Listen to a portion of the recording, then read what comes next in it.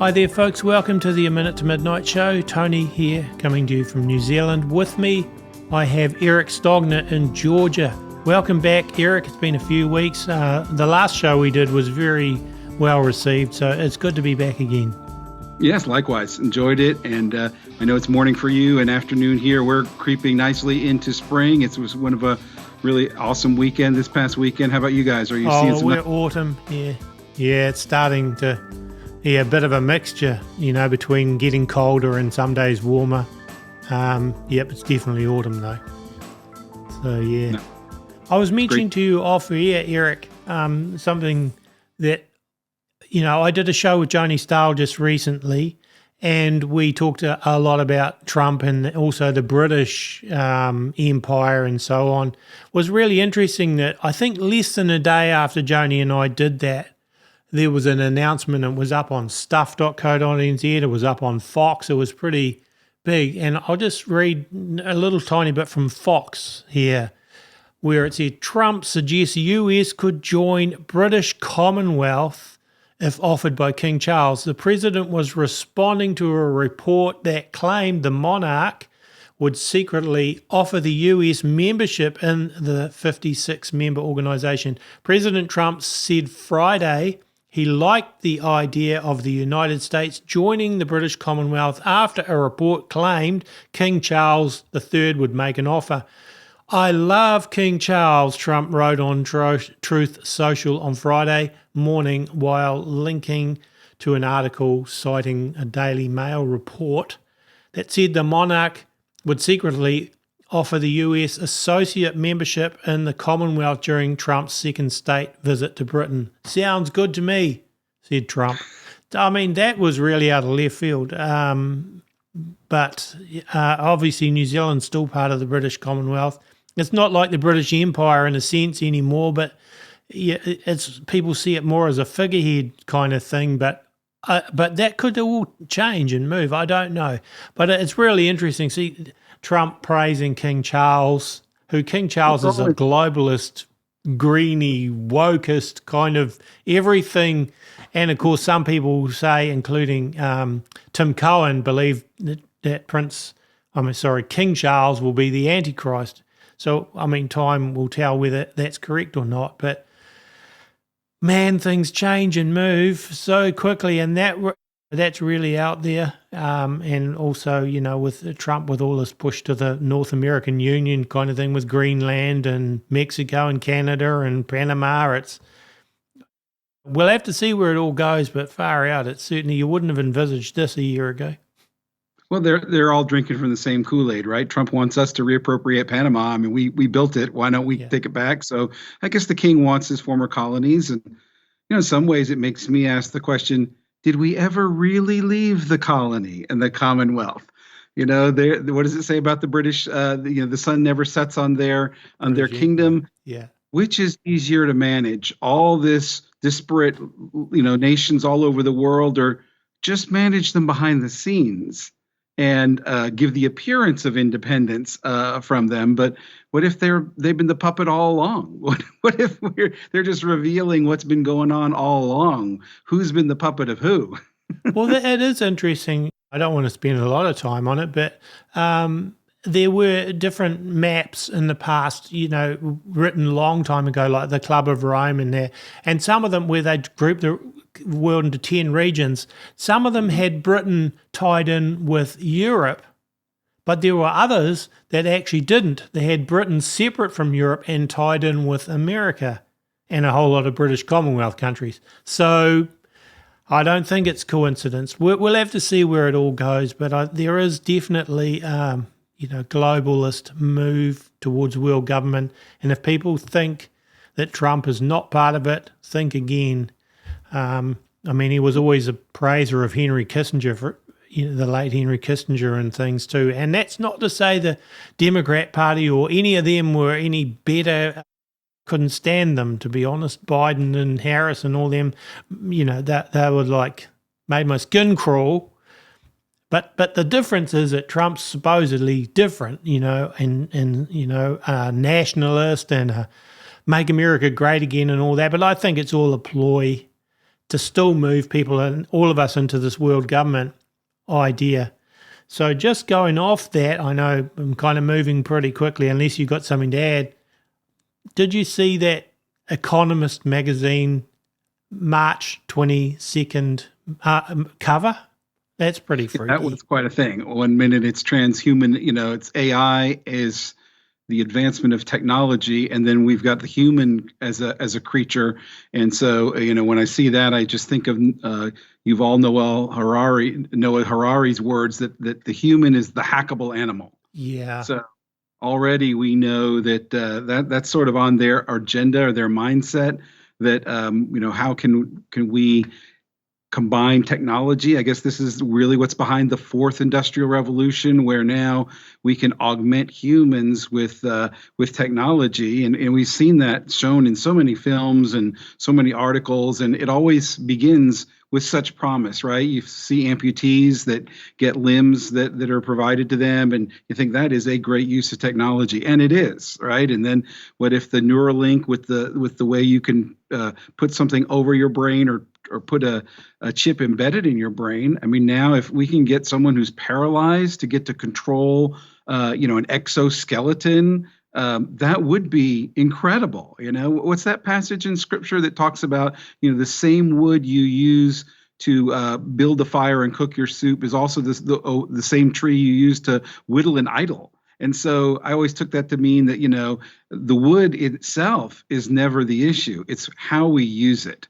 So technology is one of those things where it can be used for great good, and that's how it's often sold, right? It's convenient, improves our safety, improves our lifestyle, improves the lot in life for the poorest or the weakest or the most infirmed, and yet that's how it's brought in. We don't see all the negative downsides. This is the same, same technology that's going to put us in that gilded cage rather than the golden age. Yeah, exactly. Well, that cover. I love that gilded cage rather than golden age.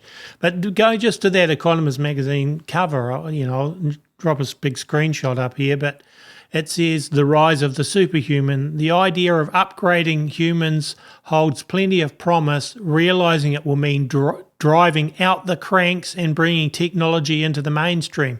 That's what the Economist published on Facebook in their post, was a picture of the cover and those words. And then when you actually go to their website for the magazine, it says how to enhance humans, finding ways to live much longer and better, shouldn't be left to the cranks. In other words, anybody that wants to hold back the process of AI and embedding chips in people and all of this transhumanist stuff, we're cranks. Like, get away, you old Neanderthals. We've got to move humans into this new humans 2.0 thing that Harari and Schwab and others talk about. And the cover, the picture, you've got this like humanoid, robotish kind of thing, I guess in the Sephiroth tree or whatever it is shape, and plugged in through multiple connections to the brain and then holding up two big syringes. It's like, so there you go, you got your mRNA and all that tied in with it, and they're really pushing this stuff big time. Mm-hmm. And the phrase I've heard used is techno-optimism, where we're supposed to have this attitude that technology only and always brings good things for humanity. So when we see that, we're not supposed to be scared. We're supposed to embrace it.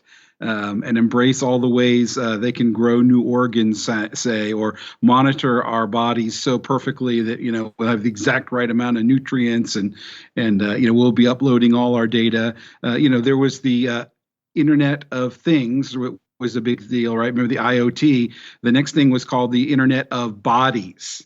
And so when will our bodies and all of our functions, be uploaded? And, this is why another reason we've talked about the emergence of all these data farms and huge mega centers that need both a power grid to support them and ginormous amounts of space and computing power. What is all that for? I mean, if we're going to be trending all the humans that are around, we're going to need a lot of data to house all that. And not to mention all the surveillance. So Yeah, it's there's no doubt technology. What does Donald Trump talk about? We need to beat China. It's now, instead of a nuclear arms race, it's an AI technology race. And so, even though we're vastly overspending, and does anyone even know or care about national debt anymore? But we're going to spend a bloody fortune on technology and beat those Chinese. They're going to be our boogeyman more than even the Russians, because that's the new battlefront, right? It's the technological. We've got to beat them, and we want to be the first. Let's move along probably at warp speed, right? Yeah. What else have we done at warp speed? But that was all for the good of humanity. I shouldn't mock warp speed. Yes, well, yeah, absolutely, and there'll be another one. I think they'll move that into the next phase at some point too. But yeah, it's all moving so quickly. I'll tell you what, I can see Revelation chapter 13 and all that, and the mark of the beast, and then people lose their salvation if they take the mark of the beast and so on. And Jesus spoke of in the Gospels about unless the days were shortened, no flesh would survive or be saved. No flesh would be saved. And I can really see this with them wanting to move and merge humans with technology so that you become not fully human, but part human and part machine, or part plugged into their control grid, so that you really will lose the God-given DNA, or whatever you want to say, the God-given innate conscience, probably everything, once people are plugged into that, so that they will then be controlled by the satanic forces, the luciferian forces, but which are ultimately controlled by Lucifer or Satan himself. And I can really see we're not quite there yet, but it's not far away. Right. We can see it on the horizon. All these control grid mechanisms are coming in place, so it's easy to see how that's going to play out. The mystery for me has always been, so what does it do to you that once you've made that choice, you can no longer unmake it? You have done the one sort of unforgivable sin, right? You've taken the mark and you're non-redeemable. I don't really know how that plays out. Does it interfere with your brain such that you can no longer make conscious choices, for instance? Maybe that's it. What is it interrupting to where literally you can't take that one back? Yeah. Are we all going to be machines and robots and controlled in some way? Maybe that is it. And, I still like to hold on to the pre-tribulation rapture concept that, I hope we're not here for this. I hope all these are just telling what's happening after a lot of us are gone. And hopefully those that remain will remember, hey, there were people that talked about this. Let's research what they think, what they thought and knew, and hopefully they'll remember whatever you do. Don't take that mark. Obviously, the rapture timing is a split amongst our video viewers and listeners to the audio and so on. I mean, it's a debate that just turns into a mess, to be honest. And personally, I don't have a firm position. I'm probably lean more towards pre-wrath rather than pre-trib, but I'm open to, well, God will just make it happen when it's meant to happen. So I don't really want the comments to turn into another one of the rapture discussions too much, because that's usually what happens and everyone argues over it. But, just backtracking a little bit and changing the topic, you sent me something ages ago where you were writing, because you write articles at times for A Minute to Midnight, and this one never got published, but you were talking about the code that the Luciferians seem to have of revealing ahead of time everything that they're going to do or that they plan to do, and that it becomes something of the satanic agenda, that maybe Satan himself, or Lucifer, is basically confined under some God's constriction that he has to do that. Yeah, that's admittedly more of my own idea, but I keep seeing examples of it, and I keep looking to Scripture to see, is it playing out, or is this just something I came up with? But yeah, whether it's kind of a revelation of the method or predictive programming, I think something's clearly going on, because we see so many examples of predictive programming where something is shown to us in the media, sometimes decades in advance, sometimes just months or weeks in advance, and we see it playing out, and something in our spirit says that's more than a coincidence. And so, like, why are they doing that? When I say they, why would the powers that be telegraphing what they're going to do? So is it like a communication system, so that something going on in this part of the world, when such and such goes out through some sort of mass means, that their other affiliates, if you will, know it and see it for what it is? Or is there like a cosmic rule book that even Satan has to play by? I'm thinking maybe like in the book of Job, it was clear that God allowed Satan to come and inflict these various, rounds of trouble and tribulation on Job, but then he gave restrictions, like, you're not allowed to go any further than this. So I wonder if part of it is we're allowed to know and see certain things. It's almost like evil is tipping its hat and saying, wink, wink, I'm doing this, almost in the way even that Jesus told so many of his important truths in the form of a parable. And, oftentimes his own disciples would have to ask him, well, what's the meaning of this? But then, the question came, why do you speak in parables? And the answer, sort of basically came back to, well, this is so that my sheep will know it, and the eyes of the others are blinded to it. So I wonder if, to a certain extent, those with the Spirit are given some insight or allowed to see and perceive things that others don't. I mean, again, going back to what we lived through in 2020 till now, how is it some people saw immediately that this is a fraud and others didn't? And, I only credit the Holy Spirit showing us these things or giving little telltale signs that we would pick up on. But, so there's that. And then I think these are kind of two related things. It's this predictive programming. Like, if you were advancing a global agenda and wanting to usher in a fourth industrial revolution or a new way of thinking, or anytime there have been other mass movements in the modern world, there's propaganda. There, you have to prepare the people. It'd be much easier on the powers that be if the people kind of went with it and fell into a trap, rather than having to coerce them all by brute force. And so, I think predictive programming, and you start doing research and things like, military psychological operations. This is a thing. It's a real thing. All of our advertising comes from that. And then there's even an esoteric nature to these things that it's kind of casting a spell. They call it television, right? They're telling a vision to you. Cinematography. I was doing some research for this, and I do a whole research on the origins of movie making and storytelling and how people craft a message. And there's some esoteric and satanic origins that go everywhere from Freemasonry to Jesuits that played a key role, to Hollywood. If you look at even what the name Hollywood, that's a kind of witchcraft that casts spells. So you could say we've been trained by our media for decades, and it seems so natural. It's brought in as just mild entertainment. We did a show talking about Get Smart and how, that was just seemingly mindless, fun entertainment back in the day.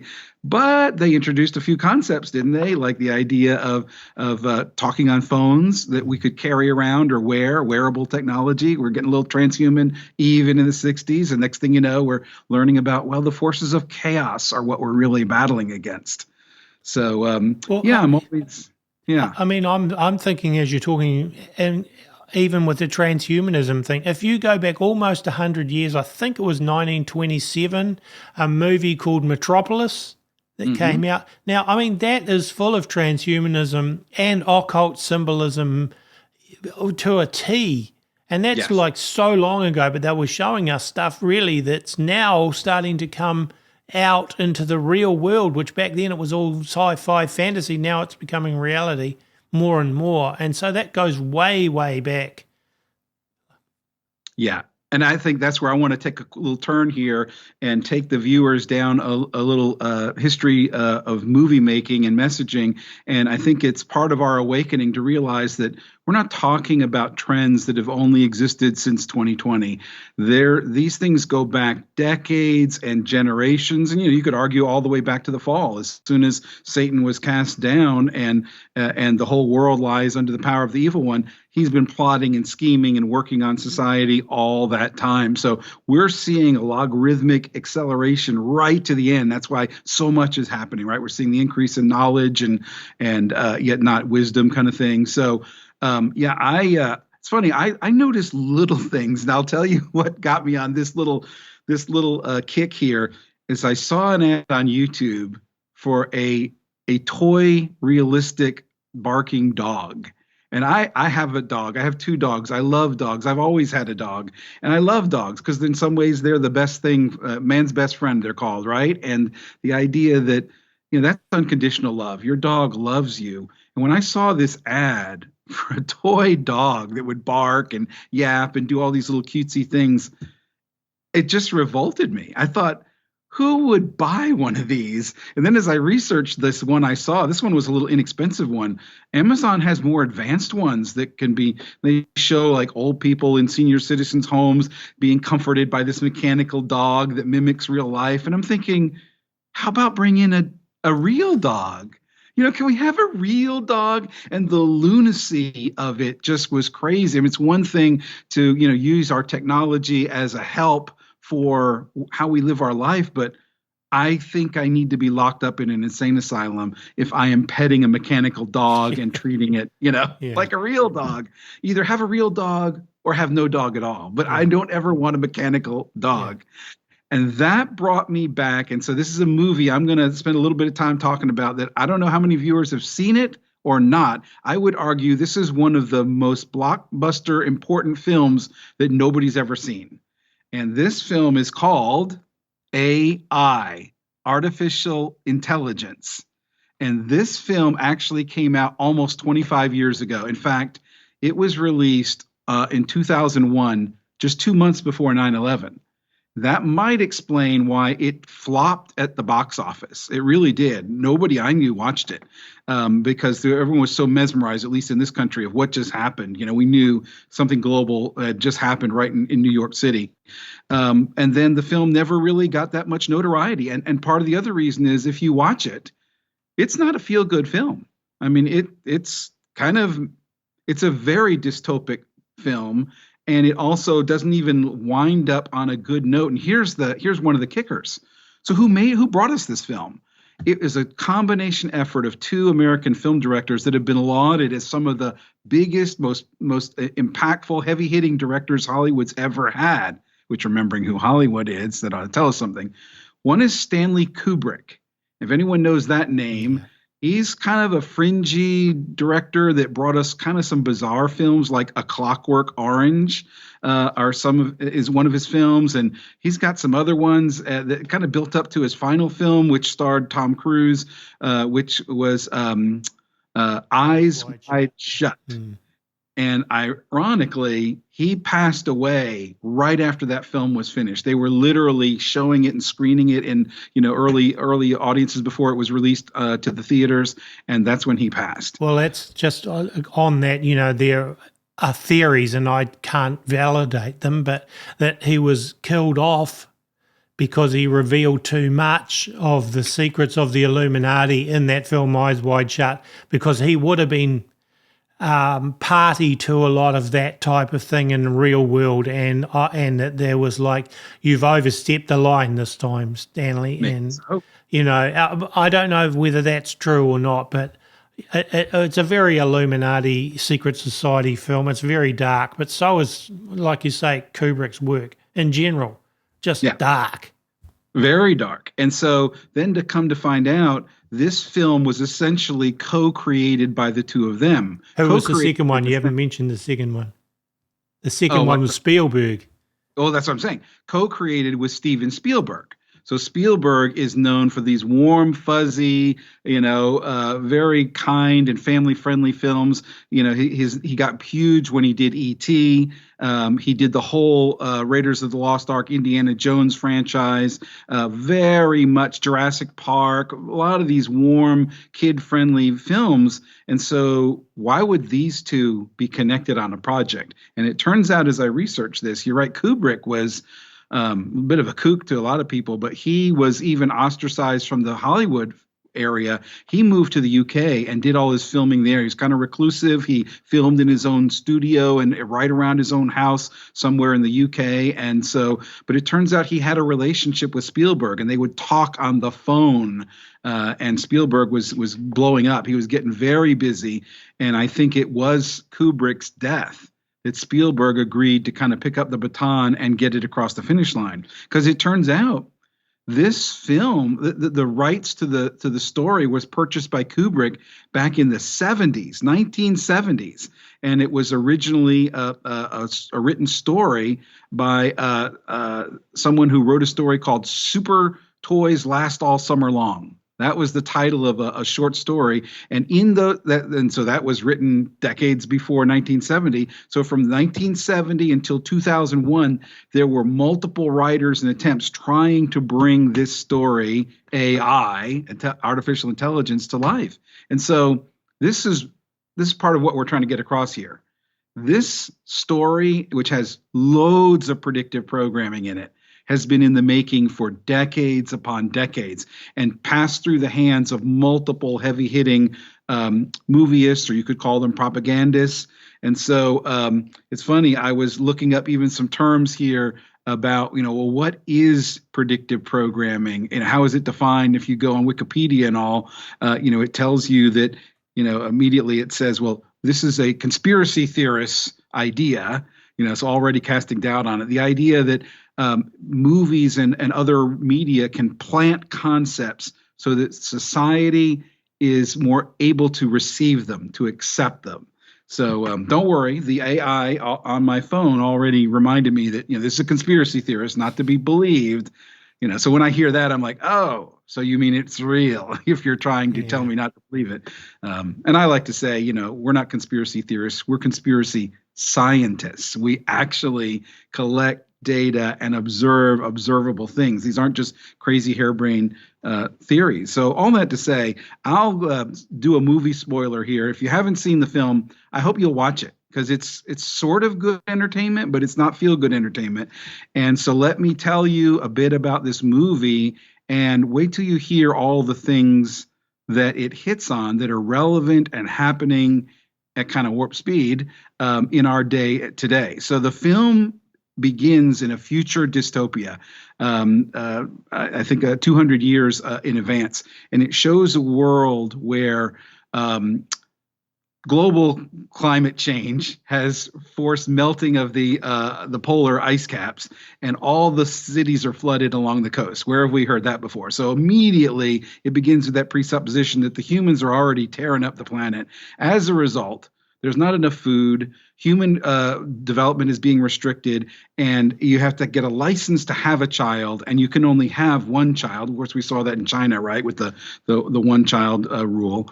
And so we're in this future dystopia where everything's limited. Cities like New York and other coastal cities are literally underwater, and society is now struggling to survive, and it needs a lot of technology. We suddenly realize in this future world, robots are commonplace, not just the little Rumbas that vacuum your floor. We're talking full-on humanoid robots like we see today, right? Boston Dynamic robots that can be soldiers. But in this case, it's a much gentler world in that the robots are all there to help the people. So you've got robot nannies, you've got robot butlers, you've got robots that are police officers and checking you into hotels and all that. All these robots exist. And so as the movie opens up, we're presented with a family who only has one child, and for whatever reason, the one child they have is in a coma and is sort of in suspended animation. So it looks like their one and only natural child they're allowed to have is probably never going to live, may pass away. So then the husband works for a technology firm, maybe like a Musk Industries kind of thing. And he gets, because of his situation, their only child is not going to survive. They get to test drive the first generation of a new boy, a robot boy named David. And the revolutionary thing that this robot has that no other previous robot has is its human-like qualities. They've trained David that once you bond with it, once you connect with it or imprint, it's kind of like a dog or a real human or the ideal real human. Like suddenly this boy can take the place of a real boy, which again, like the dog thing, like I wouldn't want a fake child, even if I had lost my only child. But in this movie, like technology is so pervasive, it seems believable that, and it's all to help the emotional well-being of this mother who's distraught that she can't raise, her real child. So fine. The boy is brought into their household and they slowly accept it and imprint it. And then their real boy comes back to life, like he's healed. And so then so you've got this family reintroduced of a real son and the artificial son. And suddenly the artificial robot is so lifelike. You see this kind of clash between the two children. They're both vying for the mother's attention, and sibling rivalry starts to break out. And then eventually, due to no fault of the robot, the robot boy ends up grabbing the real boy, and they fall into a pool. And it looks as if like the technology has harmed the real boy. And so as a result, they save the boy, they get the robot out, and the mother is told, if you don't want the robot, you can send it back to the company and they will disassemble it, essentially kill it. And she is already bonded with the robot. She knows she can't have them both. She can't have two children, a real one and by the way, they're called Orga and Mecha. As in, if you're a robot, you're a mecha. If you're a human being, you're Orga, organic, right? So she, rather than turn David the robot back into the company like she's supposed to, she leaves him in the woods. Which turned out to be not far from the company headquarters in New Jersey and New York, which is ironically where I grew up. So this robot is left in the woods. So now we're into the second act of the film where the robot is exhibiting all these human emotions of abandonment, and he can't understand. All he understands is that if he were a real boy, his robot would truly love him, and he's been programmed to love his mother and seek that kind of attention. This is actually spoiler alert again, this is the Pinocchio story retold in modern languages, that man creates a marionette, a puppet, and the puppet has some lifelike qualities, but in the end, he wants to be a real boy. So that's the driving force of this David robot. For the rest of the movie, he's just on this quest to become a real boy. So he ends up meeting a couple other robots who are free-range robots, and one of them is a funny character called Gigolo Joe. What do you know, Gigolo Joe? And it turns out Gigolo Joe is, surprise, surprise, a robot who's a prostitute. He can turn himself into, you can imagine where technology is going, right? Like, this is to serve the humans and to give them pleasures, right? So Gigolo Joe is on the run, as is this robot. And this is kind of interesting because when I watched this film 24 years ago, I took away with the simple concept that, gee, the humans in this movie are not very humane, and the robots actually are more human than the humans. And so your surface level interpretation is, we're not very good people, us humans. We're manipulative. We build this technology for our own pleasure. As soon as we're done with it, we want to throw it away, and we don't think of the robot as having feelings. Which on one hand, it's like, well, duh. It is a robot. But as you watch this film, there's a scene called the Flesh Fair. And so picture almost a I don't know if they have these anymore, like a smash up derby or a monster truck rally where, drivers get these cars and they purposely smash them and they catch fire. Well, so that's what the scene initially seems like. It's like they've captured all these unclaimed, broken down prior generation robots, and they put them in an arena, and humans are all in the stands, and they're cheering as there's ever more gruesome or grotesque ways that they pull apart and destroy and set fire to these robots, right? Of course, later, as I'm researching, like, what were the meanings behind this film, it turns out the Flesh Fair was actually a sign of resistance from the humans, saying, whoa, we don't want to live in an AI robotic world. where robots have the same rights as human. So they were destroying the robots, not so much to be mean to robots, but to say, hey, human beings are the point, not this evolving AI that's evolving. So all that to say, then the robots escape that and they go on a quest for knowledge because the little robot boy is trying to become a real human. And so they go to this city that's basically a futuristic, like a Las Vegas, Nevada, or Atlantic City, New Jersey, all this gambling, sex, and everything's going on there.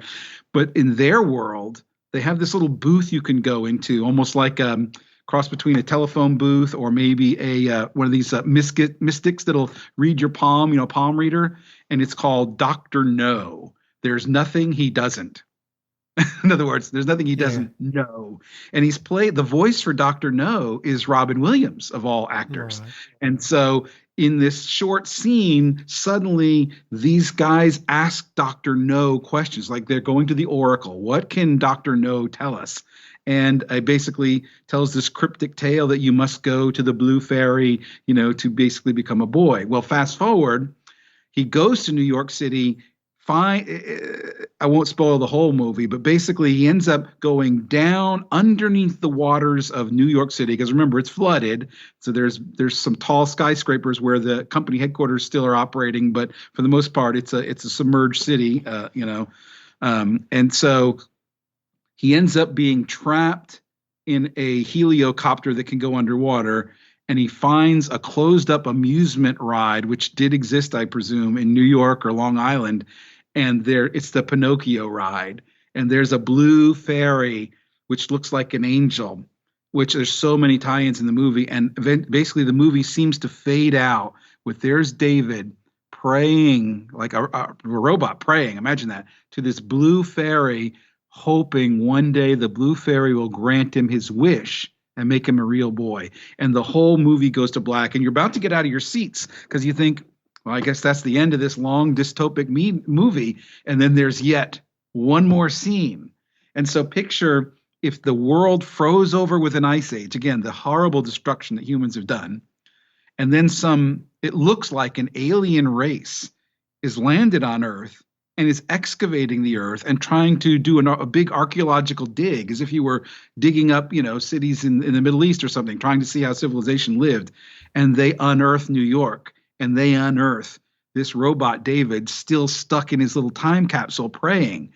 And through the magic of the storytelling, these beings are able to turn David back on, and suddenly they realize they're talking to a walking, talking representation of what it was like on Earth back when humans were still here.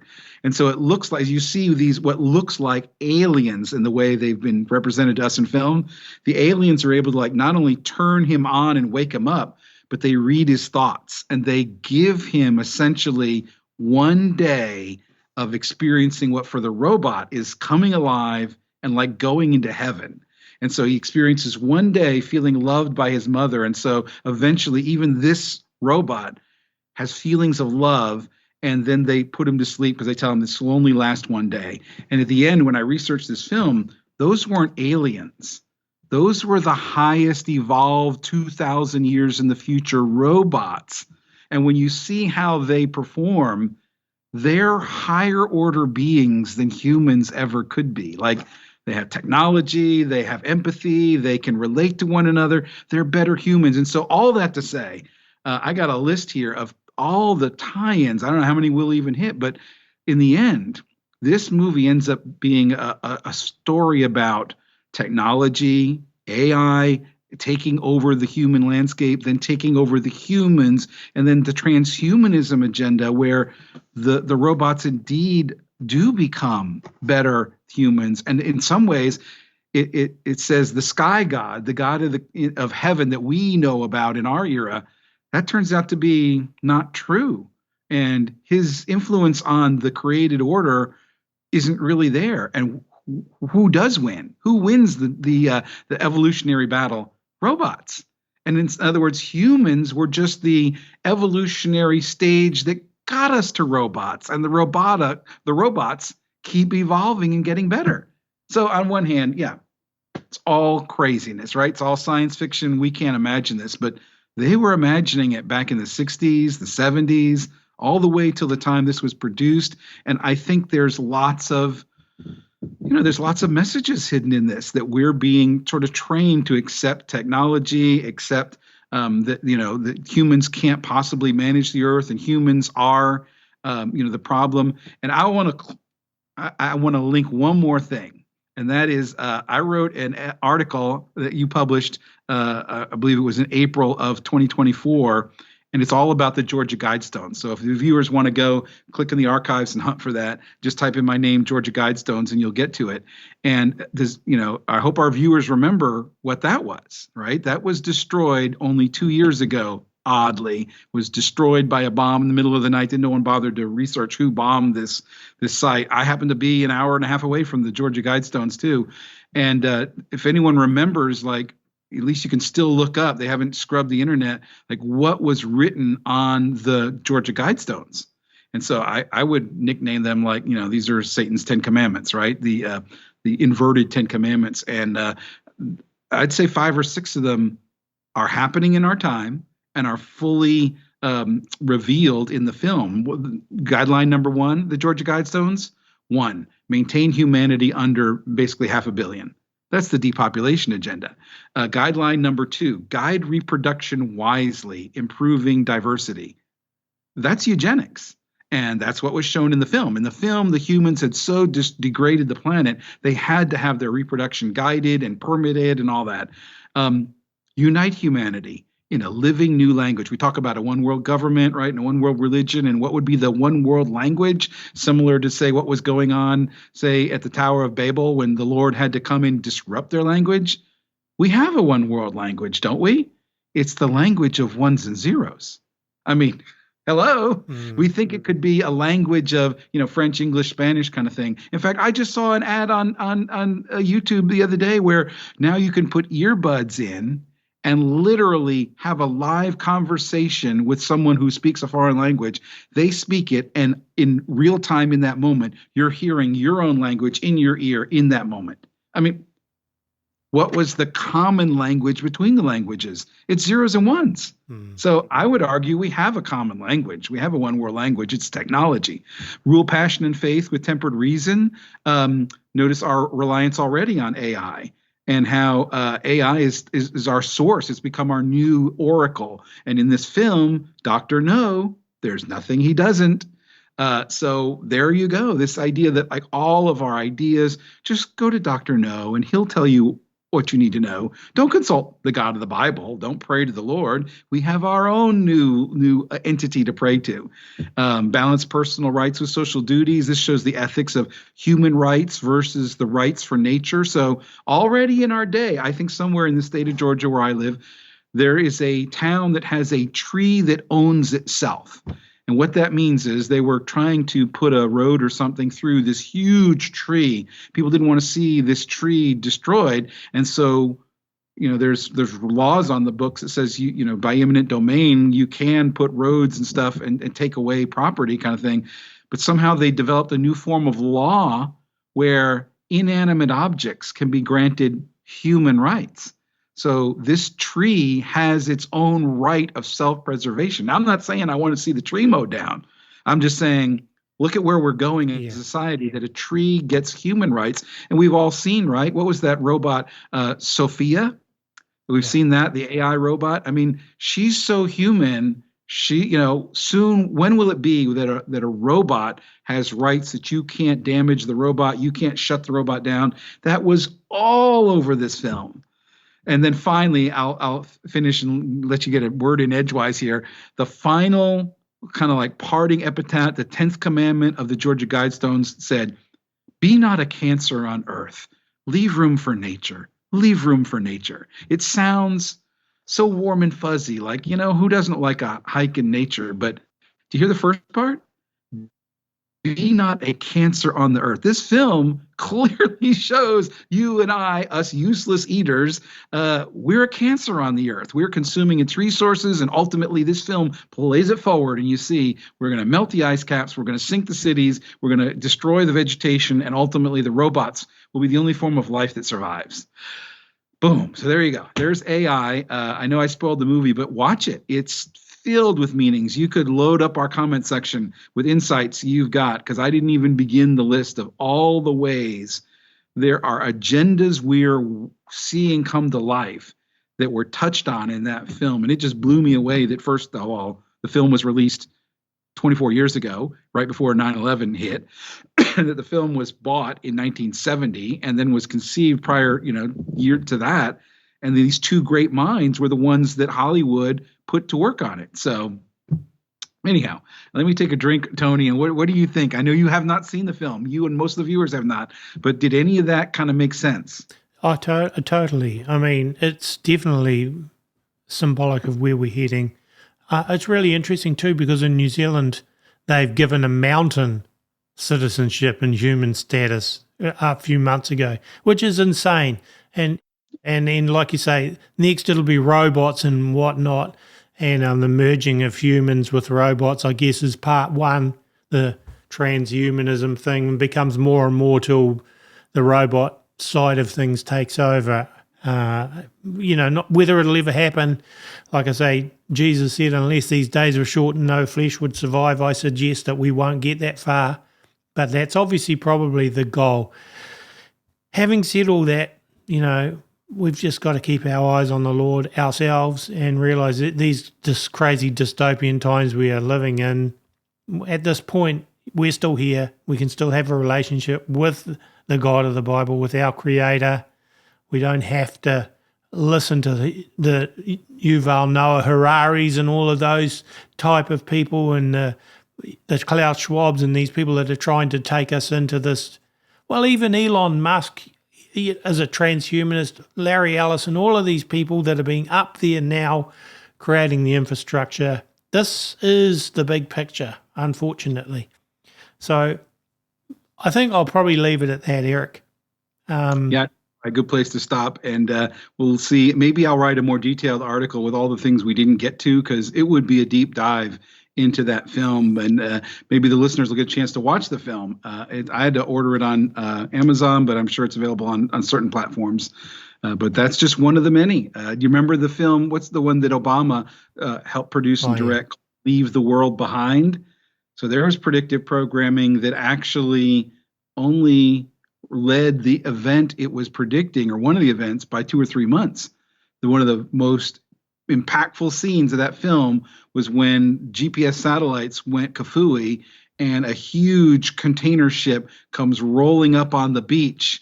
And then 2 or 3 months later, we had a huge container ship hit the perfect piling on the Francis Scott Key Bridge in Baltimore, in Maryland, right outside Washington, D.C. So you could see that one coming, or at least you saw like a little wink, wink. Like, if you see this happen, remember we showed it to you here first in Obama's movie, Leave the World Behind. And how many other messages are in that movie where, again, technology goes kafooey on the people? So that's one, a much more recent film available on Netflix that people can watch. All right. Yep, it's fascinating. And like I say, people could also even go all the way back to 1927 and find Metropolis online in black and white. So much even in that 100 years ago, close to 100 years ago. Well, we'll leave it at that. And that I think people may have seen. Does anyone remember the film that came out in 1979 called 2001: A Space Odyssey? That's one where man is in space and there's this floating space station. And in that movie, the AI is called HAL, H-A-L, HAL. And it's a big red lens that's used to symbolize him. And in that film, HAL shuts down the life support systems of the humans because he has to preserve himself. So he's acting much like a human. Guess who made that film? Stanley Kubrick. The Kubrick. So there you go. Again, these same players have been retelling these stories for a while. And I think they knew something then that we didn't know then, but we sure do now. So yeah, thanks so much, Tony. This was a great chance to share on this subject and go a little different path than we normally do, just pelting everybody with all the events of the last week and month that can be overwhelming. Cheers. Well, thanks, Eric. And if people want, they can find your articles on our website, aminutetomidnight.com. Take care. Cheers. Also, folks, then remember to go to our website, aminutemidnight.com, and subscribe by going down the right-hand side of the page where it says enter email address to subscribe to blog. That way you'll get notified of all our shows and the articles we post. Minute to Midnight's run 100% by donations. Biggest thank you to the people that do donate to us, and if any of you others are able to help or want to help, it's always much appreciated, and you can do that at minutetomidnight.com. There is a donation page and so on. If you want to help us, that's always appreciated. Music used, I've written, played and recorded. God bless. God willing, we'll be back with another episode in a few days' time.